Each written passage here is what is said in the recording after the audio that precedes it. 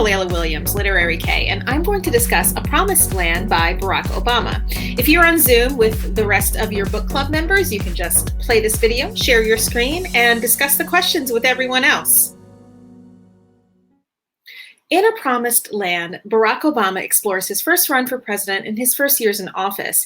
It's a big book, more than 700 pages, so it may not feel easy to discuss. There's a lot of knotty policy, which I actually don't mind because Obama explains it in a way that I can understand, but we're actually not going to dive into that today. Instead, we're going to explore some passages and pieces, and in that way, it's actually a really good and easy book to discuss. A Promised Land is, of course, a biblical reference, and it also harkens back to Martin Luther King Jr.'s last speech, one of his last addresses back in 1968 in Memphis, Tennessee. It's also what Barack Obama is looking for and what he sought to carve out for all of us, as he describes in his book. There's a lot to reconcile: his own dreams, his ambitions, those of others, including people who are determined to make Barack Obama a one-term president. But overall, the dreams and the promise of a promised land for all Americans that Obama must reach toward, stretching his arms over the fray, if you will. So, as an icebreaker, you might share your name with your book club members, as well as which president's election night in your lifetime was the most memorable for positive or negative reasons, or you can dive directly into the book, pages 8 through 9, where Obama says you would start with "I do know" and end with "living my life alone" on the following page, where Obama describes feeling like a platypus. So you can ask yourselves, can you relate? In which way do you feel like a platypus, either because of your background or the disparate roles you feel yourself taking on or conflicting parts of your personality? Let's go to page 36, starting with "It's hard in retrospect," and end at the end of the chapter when Obama is running for Congress and encounters a series of bad luck strokes, even as he loses and tries to get back on the horse. So do you see the dissonance between the confident Obama that you might otherwise know? Are you surprised by his honesty here? Have you ever had an experience that mirrors this era of his life? Let's skip ahead to page 323, when Obama reflects on visiting wounded veterans. Begin looking at the paragraph that begins "one afternoon" and stop at the end of this long passage when Obama reflects on Lincoln. Pay special attention to when Obama talks about what passes as patriotism. And you can ask your book club members and yourselves, what does passes as patriotism seem to mean to Obama? What does it mean to you? How do others see patriotism? And how does this relate to a larger conversation? You can pay special attention to page 325 in the middle, when an official said that Obama wasn't being clear-eyed when he visited Walter Reed. He felt that Obama shouldn't visit wounded veterans at all. How do you feel about this? Let's look at the middle of 543, starting with "and then there was the time," and going to "I've won the lottery." That's phrases taken out of context. So there is so much here. There's the dissonance and yet the cohesion in Barack Obama's relationship with Michelle Obama, because he knows her, he's in tune with her.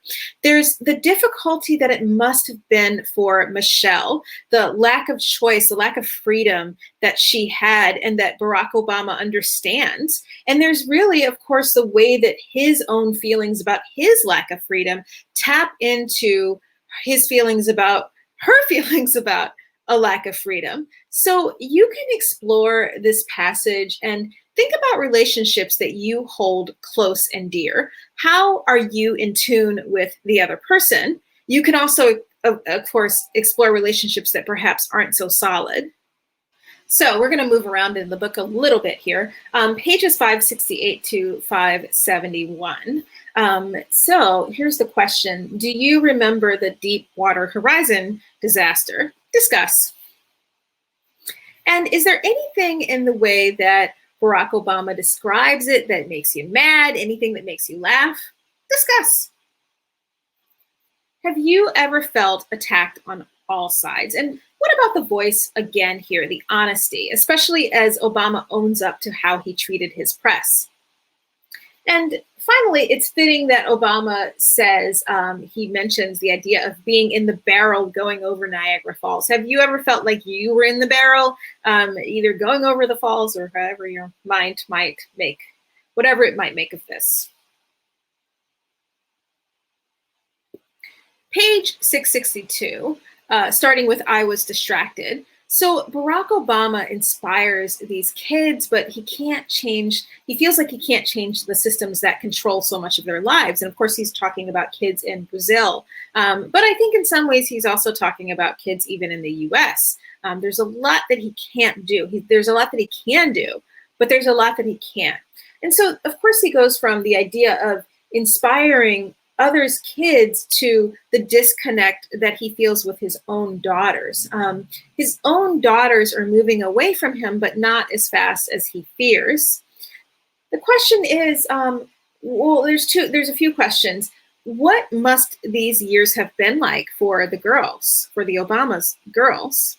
And if you're a caretaker to children, do you relate to Obama's hopes and fears? Do you remember pulling away from your parents as a young person? These are just some thoughts to explore. Some other thoughts. The bear is loose. This is, of course, Obama chafing at his restrictions on page 138. And going forward to page 221, he reflects on body surfing in the waves of his hometown beach, alone with his thoughts, as well as with a half dozen Navy SEALs and a Coast Guard cutter, and at least one member of the paparazzi. How did Obama learn to settle into his cage? And have you ever felt like you've had a similar cage?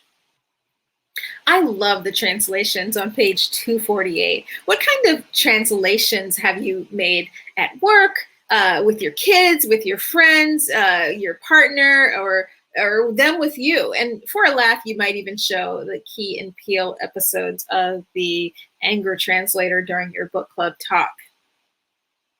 I also love the scene as Obama explores the pyramids. That's at the bottom of page 366. And note how he moves from introspective to hilarious back to insightful again. Is it heartening to think of how the things that really seem to matter in the scheme of the world don't actually matter? Or is that just depressing? And of course, in your book club, you can also look through some of the pictures in this book and talk about if any in particular resonate with you. These are just a few suggestions for discussing this beautiful book, what I consider an important book. You can also be sure to check out a video that I made on my sister channel, Black History Maven, about Obama and race. There's a link below. And always feel free to reach out via email, and please subscribe.